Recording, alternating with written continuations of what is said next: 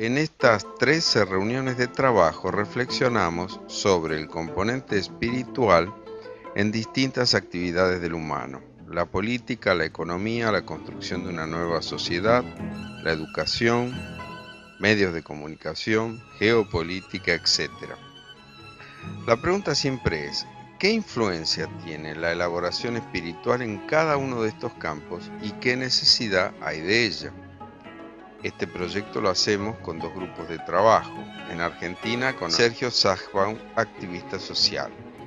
En Venezuela lo conforman Milagros Cova, ingeniero y activista social, Víctor López Rossi, comunicador social, y Jorge Venturini, ingeniero y director del ciclo.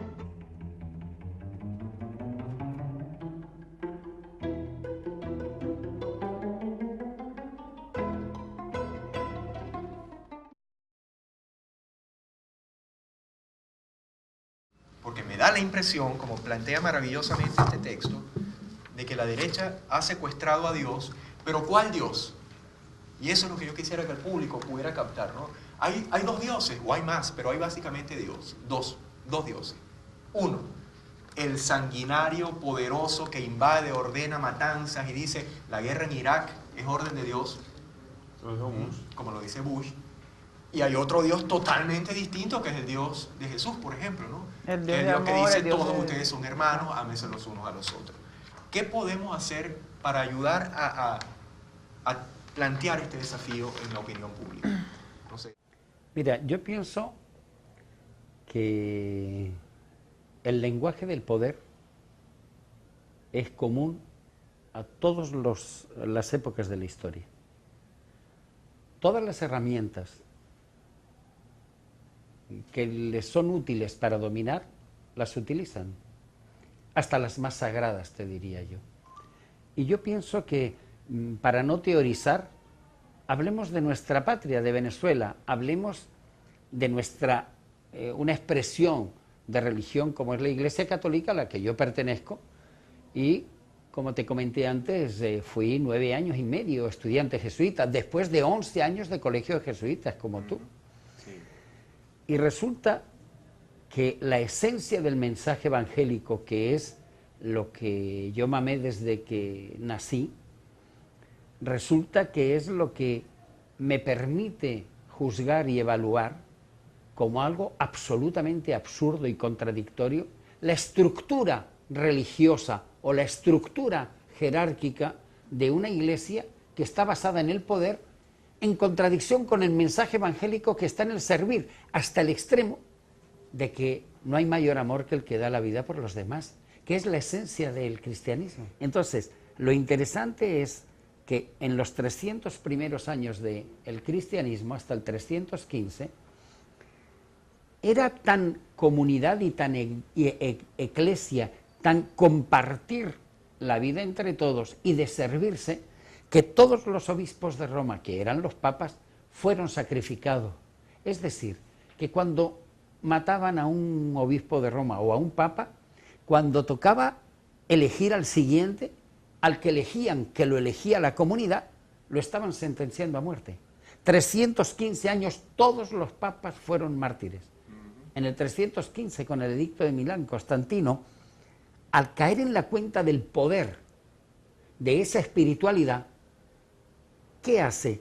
Hace que el obispo de Roma lo pone a su nivel y lo corona con esa triple corona de la tiara de San Pedro, y le da poder económico, le da político, le da poder militar, le da tierras y le da recursos, y convierte una profunda espiritualidad de servicio en una religión opresora. Y eso es lo que estamos viviendo hoy, porque no es solo hace 500 años. El Papa hace unos meses en Aparecida, en Brasil, tuvo la desfachatez, por no decir de otra manera, de decir que los pueblos originarios estaban expectantes ante la llegada del cristianismo.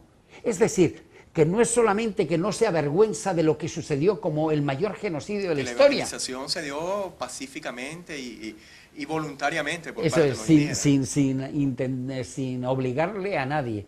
Jesús del buen samaritano, el Jesús de los pobres, el que comparte y se hace terrenal, nos mencionaba ahorita el padre Matías. Ahora, lo que este programa un poco quisiera enfocar es precisamente esa especie de paradoja o contradicción, ¿no?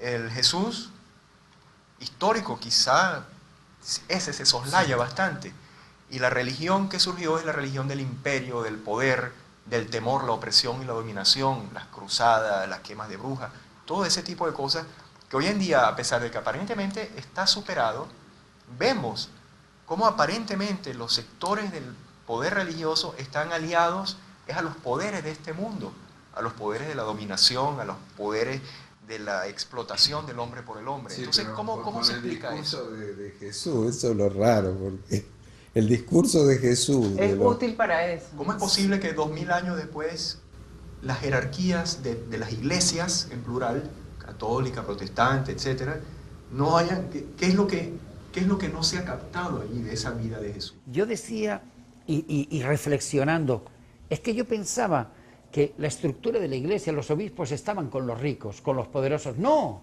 no están, son de los ricos, son de los poderosos, son parte de ese poder opresor.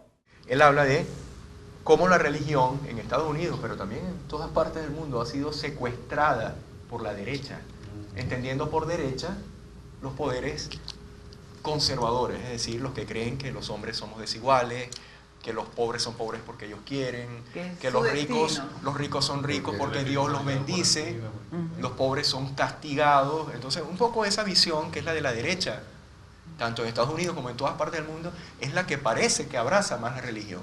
Y los sectores progresistas, que intentan cambios profundos sociales, dicen no, la cosa tiene que ser más que todo económica, política, estructural, y lo de religión, y eso es para... Yo hablaría más de ubicación. Mira, Jesús de Nazaret, de ubicación, es decir, él se sale del templo. Jesús se ubica donde están los pecadores, los leprosos, los que están fuera, los que están en la periferia. Jesús fue un hombre de periferia. El centro era para los saduceos, para los sumos sacerdotes. Entonces, cuando viene un Vaticano, una curia, están en el centro. Es decir, no están en la periferia. Hace poco teníamos un foro de Ecuvives, del Encuentro Ecuménico Juan Vives, que es una organización ecuménica, y alguien dijo, es que nos han oprimido porque nos han metido mente de esclavos. No, nos han metido mentes de opresores, que es mucho peor, porque si tuviéramos mente de esclavos, como esclavos buscaríamos liberarnos, pero cuando a mí me meten la mente siendo esclavo, de tener esclavos, si soy explotado, de ser algún día explotador, lo que han logrado es establecerse para siempre. Porque mientras los esclavos y los oprimidos nos estemos peleando para poder trepar y poder tener a alguien sobre quien poner nuestros pies y hombros sobre los que recostarnos, ellos que están en la cumbre del poder están tranquilos.